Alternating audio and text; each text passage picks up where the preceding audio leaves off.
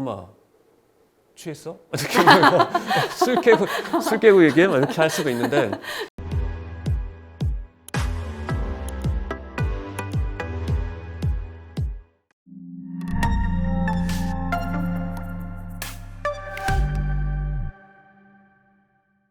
안녕하세요. 올리온 스튜디오 겨울 시즌 진행을 맡게 된 정윤이라고 합니다.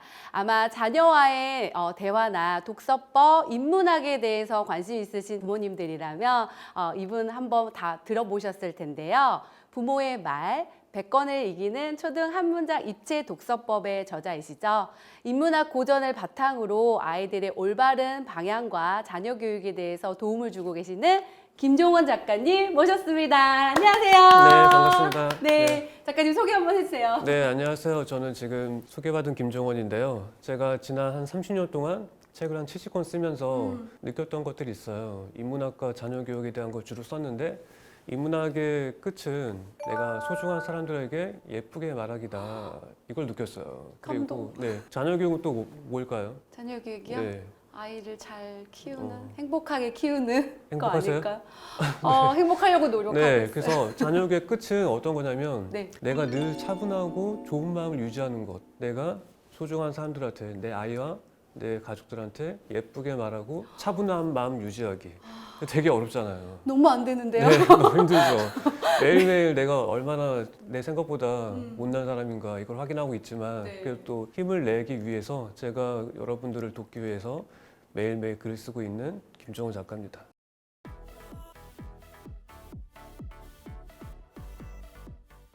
사실 진짜 이 고민 많은 학부모님들이 하실 것 같아요. 좋은 말을 해야 되는데 내 입과 다르게 말이 나간단 말이에요. 그렇게 많은 유튜브나 인터넷에서 참 좋은 부모 교육법들이 나오는데 막상 왜 안 되는지 오늘 김종원 작가님의 좋은 말, 예쁜 말, 차분한 말 한번 들어보겠고요. 저도 사실 초등학생을 키우고 있기 때문에 오늘 정말 배우는 시간이 될 것 같다는 생각이 듭니다. 먼저 아무래도 학부모님들께서 가장 궁금하실 게 공부에 관한 걸 텐데요. 공부를 좀 알아서 해줬으면 좋겠는데 이게 괜히 옆에 있으면 너 이거 문제 좀 틀렸잖아 이렇게 얘기를 하게 돼요. 이런 부모의 말버릇이 아이에게 당연히 영향이 있겠죠, 작가님? 네, 그렇죠.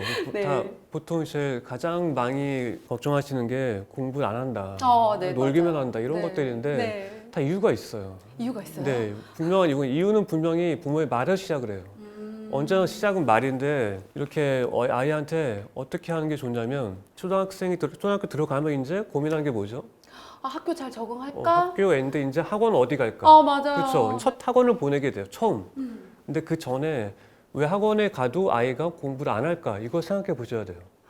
근데 모든 학원에 간다고 아이가 더 공부하는 거 아니에요. 왜 그러냐면 학원 갈 준비가 안 됐기 때문에. 아이한테 지금 학원은 되게 생소한 장소잖아요. 네네네. 생소한 곳에 가서 생소한 곳을 공부하고 다 모르는 아이들과 이 전에 어떤 훈련을 시켜야 되냐면 딱 이 한마디가 필요해요. 학원에 가기 전에 네가 한번 혼자 공부해 볼래? 이게 뭐냐면 학원 가기 전에 학원에서 배우지 말고 학원에서 배울 것을 네가 한번 혼자서 한번 스스로 해볼래? 혼자 할 수 있겠어?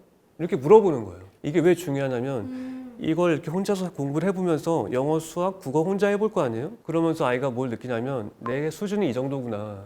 첫 번째 알게 되고 두 번째는 내가 이거를 모르는구나. 영어는 알겠는데 수학은 절대 혼자 못 차겠어. 근데 국어는 혼자 할 만해. 그러면 이제 엄마, 난 수학학원 갈게. 근데 수학학원 내 수준이 이 정도니까 저 학원이 좋을 것 같아. 이제 아이가 학원을 고른단 말이에요. 되게 이 3단계가 완벽한 변화예요. 그냥 가는 것과 너 한번 스스로 해볼래? 한 달, 두 달 정도 해보고 나서 스스로 판단하고 자기 수준 점검하고 내가 이게 부족해. 이 부족한 걸 채울 수 있는 학원 이육이야. 선택하고 이제 가면 뭐가 달라질까요? 스스로 네. 부족한 걸 알게 될까요? 그렇죠. 그래서 이제 어떻게 되냐면 우리가 영어 단어 외울 때 있잖아요. 한 20개를 외워야 돼. 그러면 이제 똑같이 20번씩 쓰자 그러잖아요. 근데 그렇게 스스로 배운 아이는 어떻게 되냐면 이 단어는 내가 15번 쓰면 알 것 같고 이건 22번 써야 될 것 같아. 다 개별적으로 다르단 말이에요. 맞아요. 똑같이 하는 게 아니고 내가 뭘 모르는지 알고 있고 뭘 더 알아야 되는지 알기 때문에 모든 걸 다 개별적으로 얼마나 더 해야 되고 이건 덜 해야 되고 그래서 시간 낭비하지 않을 수 있고 내가 스스로 공부할 것을 만들 수 있고 계획할 수 있고 그러면 이제 시간이 소중해지죠. 내가 이 시간을 어떻게 써야 하는지 알기 때문에 모든 게 아이의 학원에 이런 상태에서 이제 학원을 가면 2배, 3배, 4배, 5배 이렇게 아이한테 더 도움이 되는 거죠. 그냥 가는 것보다. 이걸 제가 지난주에 깨달았어요. 아이가 학원에 가도 공부를 못하는 이유. 처음에 가기 전에 준비를 해주지 않았기 때문에. 그래서 준비할 때 뭐가 필요하냐면 네. 우리 여기 온리언 프로그램이 있잖아요. 네. 이게 뭐냐면 학원 가기 전에 이거 먼저 해본 다음에 내가 이 부분이 부족하고 이건 괜찮아. 이거 먼저 스스로 파악해라. 그 다음에 네가 학원을 선택해라. 그러면 이제 네가 공부하는 것들이 2배, 3배, 4배 더 폭발적으로 힘을 발휘할 것이다.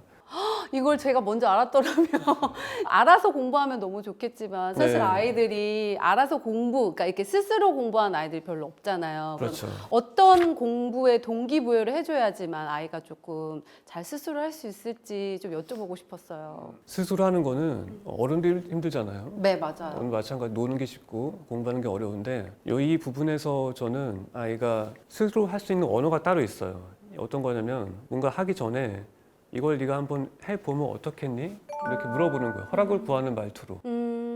유럽의 문화 뭐 에펠탑 이런 데 같은 데 가면 그 세계 각국의 사람들이 모여 있잖아요. 네네네. 거기에 정신없이 그냥 혼자 있으면 어떻게 되는지 아세요? 그냥 멍하니 있을 것 같은 생각. 다른 사람도 사진 찍어줘야 돼요. 네, 각지에서 온 사람도 사진 찍어줘야 돼요. 가만히 있으면, 멍하니 있으면. 그때 이제 제가 하루는 정신을 차리고 내 할 일 해야 되겠다 하면서 이렇게 도망가려고 하는데 저기서 한 커플이 오고 있었어요. 커플이 이제 눈빛을 보니까 사진 찍어줘요. 딱 보니까. 그래서 제가 도망가겠다 했는데 그 남자가 저한테 오더니 이렇게 딱 한마디를 했어요. 내가 당신의 시간을 조금 빌릴 수 있을까요? 이렇게 얘기한 거예요. 그럼 이제 제가 어떻게 될까요? 괜찮다. 빌려주죠. 네. 마음껏 빌려줄게요. 저한테 돈 준 것도 아니고 아무것도 준 것도 없는데 단지 저한테 허락을 구하는 말투를 한 것만으로도 제가 제 시간을 다 준 거예요. 여기에 플러스 하나 더 하자면 어떤 게 있냐면 제가 초등학교 때부터 할머니께 들었던 말이 있어요. 좀 공부든 뭐든 자기 주도를 하려면 시간이 얼마나 소중한지 알고 있어야 된다고 생각하거든요. 그래서 그게 본질이 돼서 나머지가 저절로 이루어지는 거기 때문에 제가 이 말씀을 드리는 것인데 제가 할머니한테 초등학교 때부터 들었던 말이 뭐냐면 종원아 하루에는 1시간 24개 있고 1시간 안에는 1초가 수천 개 있단다. 그러면서 뭐 사랑하는 종원아 너는 뭐든지 할 수 있단다. 이렇게 말씀해 주셨어요. 이게 뭐냐면 학부모님 다 아시겠지만 아이가 학교에서 끝나고 집에 돌아오면 학원 가기 전에 시간이 조금 남아요. 많이 남지 않아요. 맞아요. 10분이라 쳐요. 10분 남았으면 이제 아이한테 물어보죠. 너 10분 동안 책이라도 봐라 좀. 뒹굴지 말고 좀. 제가 하는 말이에요. 책이라도 봐. 그러면 이제 애가 뭐라고 하죠? 이따가 조금만 싫어 뭐 이렇게 10분 동안 뭔 책을 봐. 나 힘들어 죽겠어. 뒹굴뒹굴하다 하고 갈 거야. 이렇게 한단 말이에요. 저는 책이라도 봐 이런 얘기도 듣지 못했어요. 왜냐하면 그 10분 동안에 뭘 했냐면 10분 동안 읽을 수 있는 책을 읽어보자. 이렇게 그냥 스스로 하는 거예요. 시간 가치를 알기 때문에.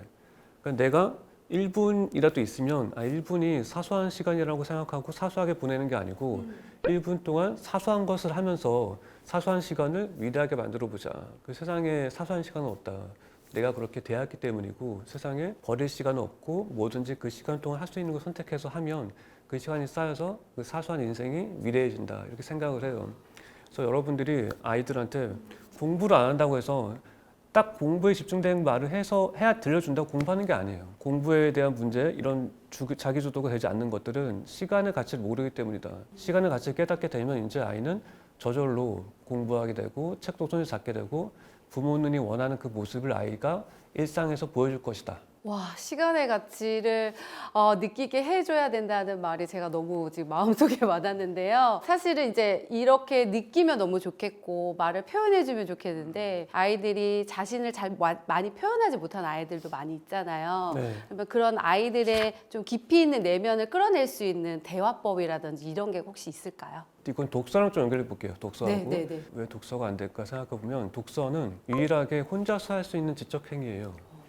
같이 할 수 있는 게 아니잖아요. 독서를 하려면 어떻게 되냐면 내가 나를 견딜 수 있어야 돼요. 혼자 있는 나를. 근데 그걸 내가 나를 견딜 수 없게 되면 어떻게 되냐면 친구를 찾고 게임을 찾고 나 혼자 말고 내가 아닌 나와 함께 할 수 있는 다른 걸 찾는 거예요. 내면의 힘이 되게 부족하기 때문에.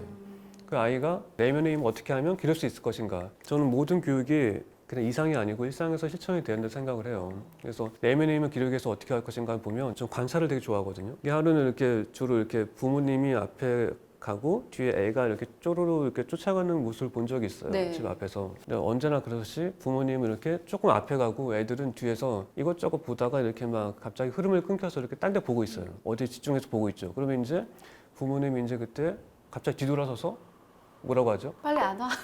뭐해? 거기서 얼른 뭐해? 와. 이리 와. 네. 이리 와 그러죠. 근데 만약에 부모님 맨날 이리 와. 거기서 뭐해? 이렇게 얘기하다가 아이한테 이리 와가 아니고 거기서 뭐 보고 있니? 엄마 그리로 갈게. 엄마가 그리러 갈게. 이건 처음 들어본 언어죠. 네. 세상에서는 처음 들어본 그리로 갈게. 그러면 이제 아이가 엄마 취했어? 이렇게 술 깨고 얘기해? 막 이렇게 할 수가 있는데 뭐 보고 있었어? 꽃 보고 있었는데 꽃의 어떤 점이 널 그렇게 붙잡았어? 이렇게 얘기해 보는 거예요. 그러면 이제 여기까지 딱 들려주면 지금 제가 사회자님의 표정 보니까 이런 느낌이 와요. 동화 속의 대화 같은 느낌인데 이렇게 일상생활에서 쓰지 맞아. 않는 언어들. 그렇죠. 드라마 속에서는 네. 볼 수 있는. 그러면 저는 어떻게 생각하냐면 왜 당신의 현실을 드라마로 만들지 않냐? 어, 왜 동화로 만들지 않냐? 왜 팍팍하게 살고 있냐? 이렇게 생각해요. 맨날 우리 드라마 맨날 보잖아요. 네, 맞아요. 보면서 나도 저렇게 살고 싶다 그러는데 왜 그렇게 살려고 하지 않냐? 동화책 보면서 그냥 일상이 동화가 되면 동화책 안 봐도 되는데 왜 굳이 동화를 책을 보냐? 좀 그렇게 생각한단 말이에요. 그리로 갈게. 뭐 보고 있었어? 그거 보면서 어떤 생각했어? 이 세 마디면 세 번의 질문이면 모든 걸 다 바꿀 수 있는데 그래서 이렇게 하면서 일상에서 우리가 멈춰서 질문하고 생각 묻고 그런 사이에 어떻게 되냐면 아이는 그 공간에서 오랫동안 머물러 있잖아요. 대답하기 네. 위해서 네. 머물러 있으면서 쭉 이제 깊이 들어가겠죠. 깊이 들어간 만큼 아이의 철학이 쌓인다. 내면이 깊어지고 탄탄해지고. 그래서 저는 세상에서 가장 강한 아이는 힘이 센 아이가 아니고 한 공간에서 무언가를 보면서 가장 오랫동안 머무를 수 있는 아이가 가장 강하다. 내면이 강하다. 탄탄하다. 이렇게 생각해요. 그 아이는 어떤 아이냐면 수천 명이 떠나도 혼자 남아있을 수 있고 수천 명이 남아있어도 혼자 떠날 수 있는 아이예요. 자기 길을 걷는 아이죠. 그런 아이로 만들 수 있다. 내면이 탄탄하게. 이렇게 그리로 네. 갈게. 그 한마디면. 그래서 저는 모든 위대한 변화가 그냥 한마디에서 시작한다. 그래서 여러분이 한마디 한마디 할 때 이게 아이한테는 하나의 생명을 창조시키는 거하고 똑같다. 그 하나의 말이 하나의 생명이다. 이렇게 생각하시면서 더 깊게 두 번, 세 번 더 생각하시고 말씀하시면 누구든지 쉽게 현실을 동화로 만들 수 있다. 그렇게 생각합니다. 오늘부터 여러분들 현실을 동화로 만들어 보시는 드라마 같은 삶을 저희도 한번 만들어 보면 좋을 것 같아요. 그래서 작가님의 그 여러 가지 말들 중에서 이제 부모의 말이 아이의 삶이 된다라는 말이 저는 진짜 되게 와 닿았거든요. 그래서 잘 풀리는 집이 있고 안 풀리는 집에 언어의 차이가 분명히 있을 것 같은데 방금 말씀해 주셨듯이 그리로 갈게, 엄마가 갈게. 이런 언어의 차이점들이 있을까요? 잘 풀리는 집, 안 풀리는 집. 분명히 있죠. 이거 너무 극명해가지고 네. 불쌍할 정도예요. 이거 어디서 볼 수 있냐면 제가 인스타를 되게 열심히 하고 있거든요. 한 4달 전부터. 근데 거기에 보시면 제가 글을 올리면 댓글로 되게 많이 달리잖아요. 댓글을 보면 그 집안 풍경이 예상이 돼요. 이 집안은 약간 문해력이 부족할 것 같다. 애의 문제를 적어놨는데 그게 엄마의 문제예요. 왜냐하면 저는 언어 전문가이기 때문에 그 사람의 발음한 한마디나 글 쓴 거 한 줄만 읽어도 문제가 뭔지 알게 돼요. 제가 학원에서도 아이들 많이 가르쳤거든요. 근데 학원에 보면 아이들이 오지만 사실 부모님이 오는 거예요. 부모님한테 배운 것을 아이가 와서 전파하고 있으니까 느껴져요. 가장 안 되는 과정, 잘 안 풀리는 과정에서는 뭐 어떤 말 자주 쓰냐면 다 그거 아는 얘기인데. 그거 제가 인스타에 글을 올리잖아요. 그러면 이런 게 제일 많이 달리는 게 있어요. 그거 누가 모르나? 힘들어서 못하는 거지. 안다는 거예요. 자기는 잘 풀리는 과정을 만들기 위해서는 내 삶에서 그거 아는 얘긴데라는 걸 삭제해야 돼요. 왜냐면 나 그거 아는 얘긴데라는 말은 없어 세상에. 그걸 알면 이미 실천하고 있기 때문에. 그래서 안다는 말은 없어요. 하고 있다는 말이 되지. 그래서 이거 어떻게 바꿔야 되냐면 나 그거 아직 실천할 만한 가치를 모르기 때문에 가치를 알아가는 중입니다. 이렇게 바꿔야 돼요. 제가 고등학교 2학년 때까지 몸무게가 95kg였어요. 네, 이런 얘기를 해야 좋아하니까.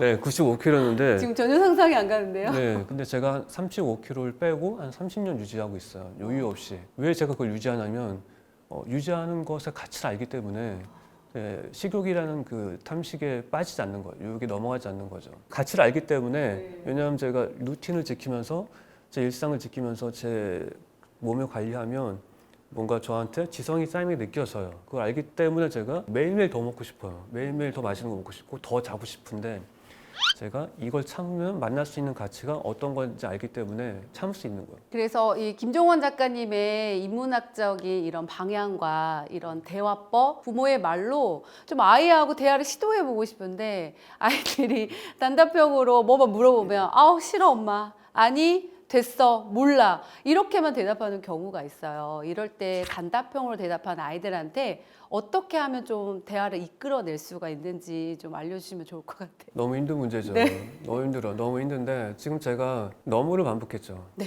이걸 여러분이 유튜브나 자주 간 유튜브나 아니면 예능 프로그램 이런 데를 주의 있게 보시면 출연자들이 제가 예를 들어 볼게요. 뭐 음식을 주고 맛을 보라고 했어요. 먹었어요. 이제 느낌이 어때요? 물어보면 어떻게 답하냐면 너무 맛있고 너무 달콤하고 너무 다음에 또 먹고 싶다. 너무 좋다. 이거를 너무 빼면 뭐냐면 좋다, 맛있다, 예쁘다. 이거밖에 없어요. 너무라는 말이 너무 아이를 생각하지 못하게 만든다. 생각할 필요가 없기 때문에 말이 길어질 수가 없어. 생각해 본 적이 없으니까. 그리고 제가 예를 들어서 100명의 아이들한테 100가지 서로 다른 음식을 먹인 다음에 물어보죠. 맛이 어때? 존맛. 네, 개 존맛, 핵 존맛, 개 핵 존맛. 이거밖에 없단 말이에요. 개와 핵을 더했을 뿐이야. 근데 이게 왜 그럴까? 뭔가 신조어가 있는 이유는 뭐냐면 그걸 쓰는 이유는 생각할 필요가 없게 만들어주기 때문에. 그럼 너 어때? 너무 좋아. 너무 예뻐. 이거는 생각할 필요가 없어요. 우리가 그럼 어떻게 한번 해보면 좋을까? 그래서 너무를 빼고 정말을 넣어보면 어떻게 되냐면 정말은 뒤에 뭔가 꾸미는 말을 수식할 수 있게 해줘요. 근데 너무는 없어. 너무가 땡이야. 근데 그 정말 꽃향기처럼 예쁘다. 이렇게 할 수 있단 말이에요. 너무 꽃향기처럼 예쁘다. 이거 좀 이상하잖아요. 네. 그렇게 안 나온다며요. 네. 너무 예쁘다. 이게 끝이기 때문에 부모님이 먼저 너무 대박 이걸 빼고 얘기를 시작해 보는 거예요. 그럼 네. 이제 어떻게 될까요? 뭔가 꾸미는 말이 더 나올 것 같아요. 아니. 말수가 줄어들어요. 네. 생각해야 되기 때문에 갑자기 말을 못 하게 돼요. 그걸 빼면 할 말이 없어요. 그래서 이게 뭐냐면 내가 말수가 줄어든다는 것은 생각을 시작했다는 거예요. 좋은 징조예요. 생각을 시작하게 되면 말 좀 줄어들죠. 더 좋은 생각을 생각하기 때문에. 그리고 또 하나 방법이 또 뭐가 있냐면 단어를 한번 정의하게 해보는 거예요. 단어 정의하기. 단어 정의요. 네, 저는 우린 단어를 정의한 만큼 그 단어를 일상에서 쓸 수 있다. 그 단어의 눈으로 세상을 볼 수 있다 생각을 해요. 그래서 우리가 생각한 것을 말로 길게 풀이하지 못하는 이유는 내가 정의한 단어가 몇 개 없기 때문에. 이를테면 어떤 거냐면 제가 매일매일 단어 하나를 정의하는 다이어리라는 책을 낸 적이 있어요. 작년에. 근데 그 중에 하나 뭐가 있냐면 하루는 기품을 한번 정의해봐라. 내가 생각하는 기품은 무엇입니다. 한 8살짜리 아이가 내가 생각하는 기품은 고급스러운 것입니다. 이렇게 적었어요. 그 아이가 그렇게 말이 많고 표현을 많이 하는 아이는 아니었어요. 근데 어떻게 되냐면 어제 만났던 친구를 오늘 만났어요. 어제는 몰랐는데 오늘 생각해보니까 내 친구가 말에 기품이 없네. 대박 정말 이런 거 하고 있으니까 고급스럽지 않아. 기품이 없어. 만나고 이제 집에 돌아오면서 왜 내 친구 말은 고급스럽지 않을까? 그럼 엄마한테 오늘 가서 얘기하면서 어떻게 하면 고급스럽게 얘기할 수 있을까? 기품이란 뭘까? 생각하면서 오죠. 왜냐하면 기품을 정의했기 때문에 생각하는 거예요. 아이가 스스로 와서 달라진 걸 경험하게 하면 이제 아이들이 이제 그 단어를 통해서 할 말이 많아지죠. 아이와 함께 매일 한 일주일에 2-3개씩 단어를 한번 정의해보자. 그런 시간을 가지게 되면 그 단어라는 시선으로 밖을 바라볼 수 있어요. 예전에는 우리가 유럽에 가서 새로운 걸 보려고 유럽에 가잖아요. 네. 근데 그렇게 되면 어떻게 되냐면 굳이 유럽에 갈 필요 있나? 여기서도 많이 새로운 게 많은데. 그러면서 놀이터에서 새로운 거 발견하지 못하면 유럽에 가서도 아무것도 발견하지 못해. 이걸 아이가 스스로 알게 돼요. 저는 지금 들으면서 너무 공감이 되는 게, 그러니까 아이도 안 해봐서 못하는 거잖아요. 근데 똑같이 부모님들도 내가 이 말을 안 써봐서 몰라서 못하는 것 같아요. 그래서 오늘 아이도 부모님들도 좀 알아가시는 시간이 되셨으면 좋겠고요. 그래서 조금 더 깊숙이 좀 들어가 보자면 이게 또 상황별로 아이들 성향별로 좀 또 다 다르잖아요. 네. 만약에 내가 아이한테 지적을 해줄 때 사실 화부터 나거든요. 그거를 어떻게 하면 조금 더 부드러운 부모의 말이 될 수 있을지 좀 알려주셨으면 좋겠어요. 부드럽게 말하는 게 제가 처음에 얘기했잖아요. 네네. 자녀교육은 인문학은 끝은 다 처음에 얘기했는데 네. 예쁘게 얘기하기. 네. 그리고 화내지 않고 차분함을 유지하기. 이거 되게 어렵단 말이에요. 네. 참을성이 특별히 많은 부모님은 없어요, 세상에. 다 비슷비슷해요. 근데 어떤 사람이 더 참음성이 많은 것처럼 보이는 이유는 그 부모님은 자기만의 공간이 있는 것 같아요.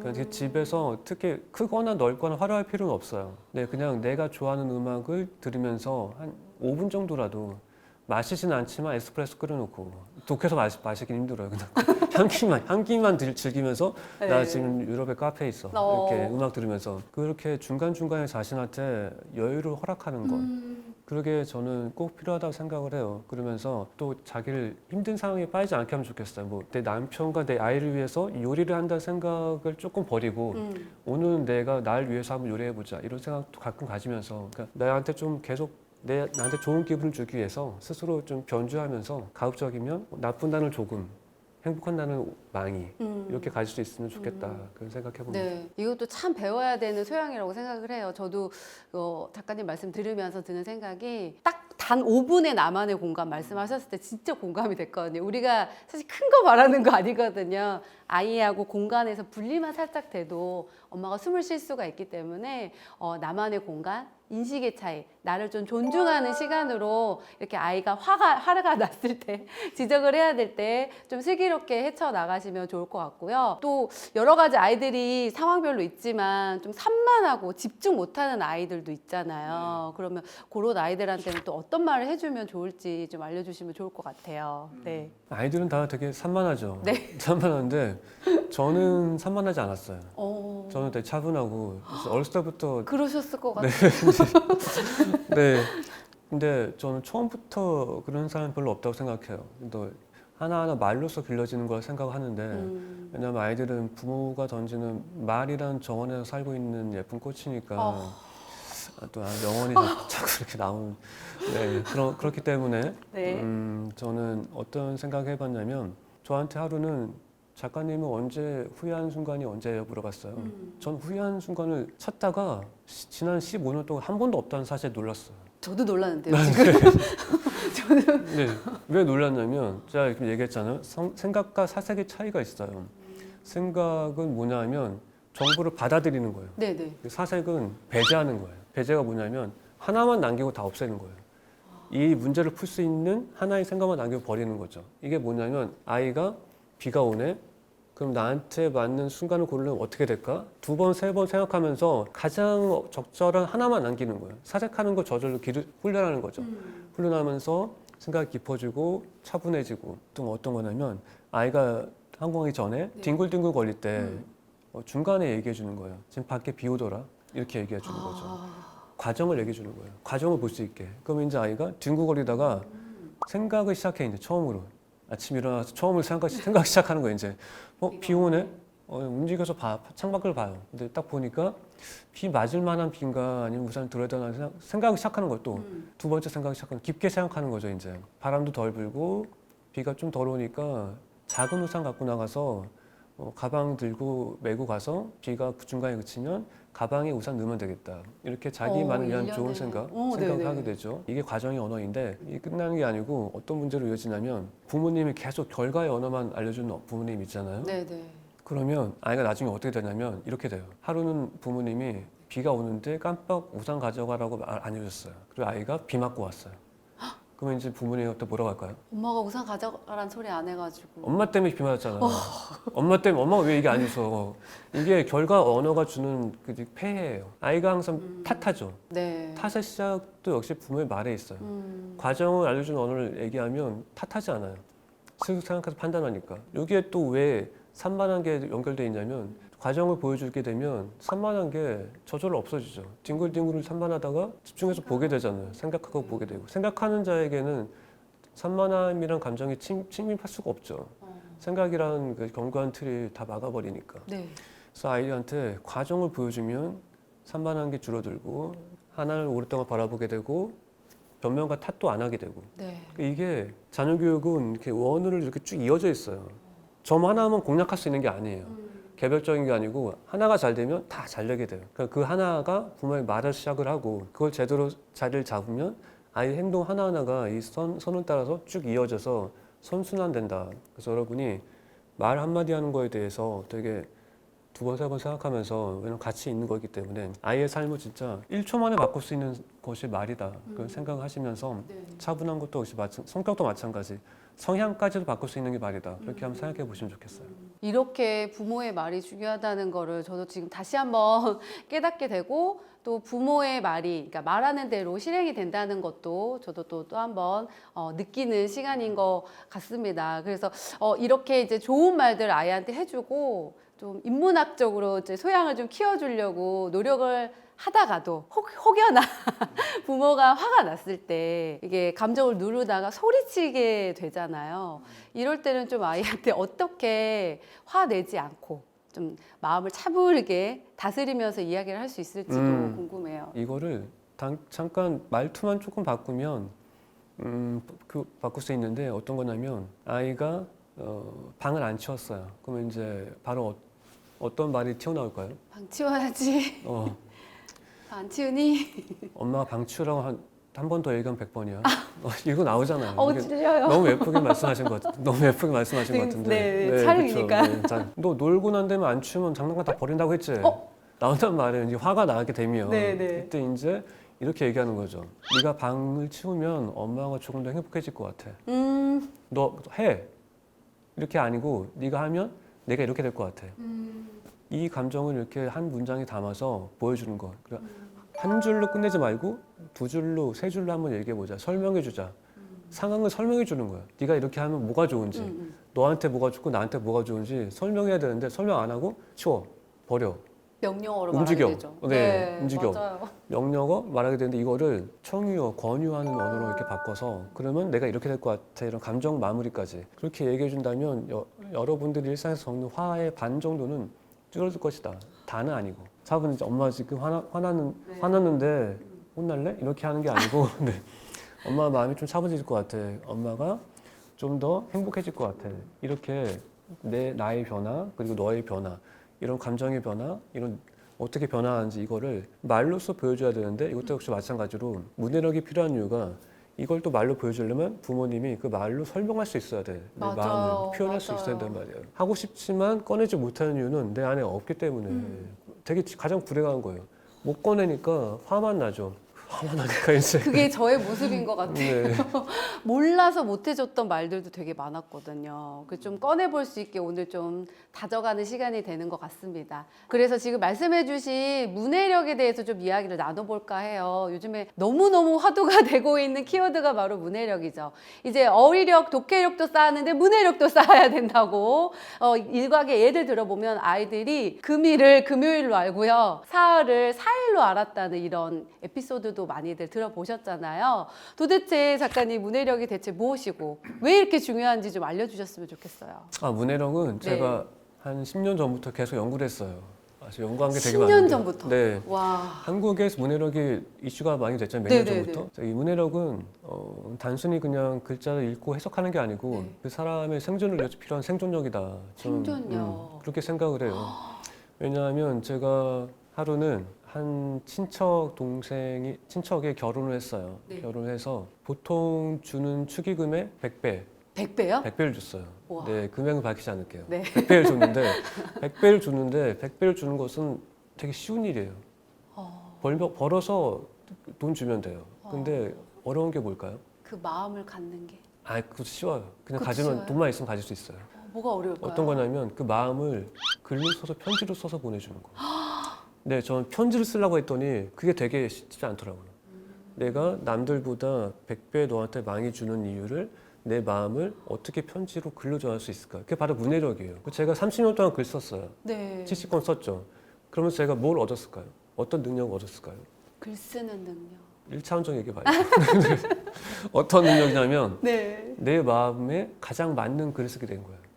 내 마음과 100%에 가까운 유사한 글을 쓰게 된 거죠. 여러분들이 회사에서 기획서 쓰고 제안서 쓰고 이거 쓰면서 다 찢어버리고 삭제하는 이유가 뭐냐면 이건 내 생각 다른데. 맞아요. 그렇죠. 그냥 맞습니다. 갖다 복사 붙여넣기 하면 딱 되는데 이게 안 된단 말이에요. 그러니까 여러분이 모든 사람이 가진 능력은 10이나 12나 12. 다 그게 그건데 사회에서 발휘된 능력이 다른 이유는 그거를 얼마나 많이 끄집어낼 수 있느냐.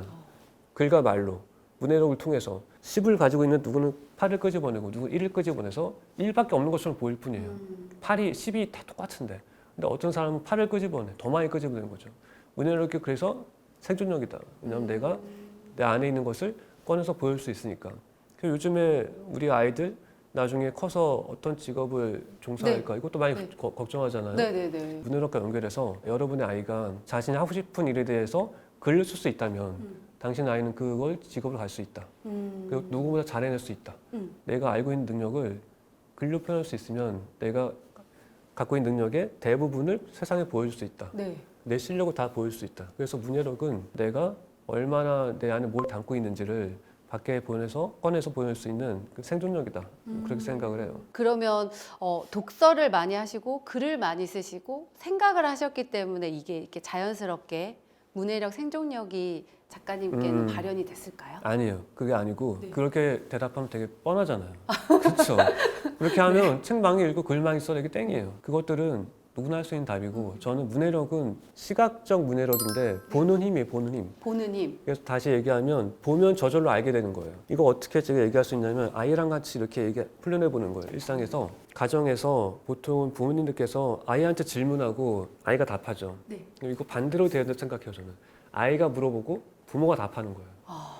아이는 질문을 창조하는 사람이고 부모는 그 질문에 적절하게 답해주면서 또 다른 질문을 창조할 수 있도록 도와주는 사람이에요. 근데 이거 어떻게 할 수 있냐면 편의점에 가요. 편의점 가면 이제 아이가 물어볼 거예요. 엄마, 아빠, 여기 왜 이 매대는 왜 이게 있고 저 매대는 왜 이게 있어?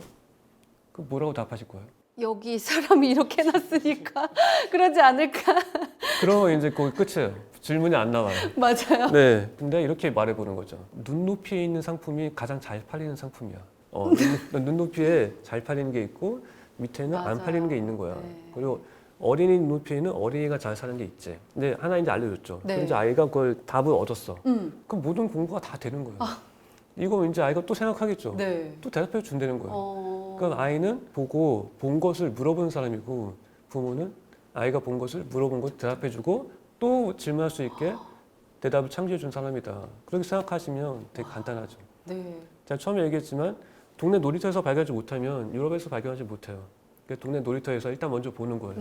뭘 보냐면 미세한 차이. 이걸 보면서 이게 어제와 오늘 좀 뭐가 달라진 것 같아? 차이를 보게 하는 거예요. 그 중심에 이게 있어야 돼요. 햇살도 어제와 다르다. 모든 건 어제와 다 다르다. 맞아요. 어제와 같은 건 하나도 없다. 맞아요. 이걸 봐야 되고 두 번째는 여기에 반드시 뭔가 있다. 두 가지 시선으로 이제 부모님이 먼저 봐야지 아이가 뭔가 물어봤을 때 답할 수 있는 게 거리가 있죠. 맞아요. 아무 생각 없이 그냥 있다가 물어보면 쓸데없는 하지 말라고 했지. 엄마 청소하고 있는 거 안 보여? 기계적으로 대답하게 되죠. 네, 그렇죠. 맞아요. 맞아. 대단하네, 대견해, 대견해. 절로 가 이제. 반성하게 됩니다 지금. 네.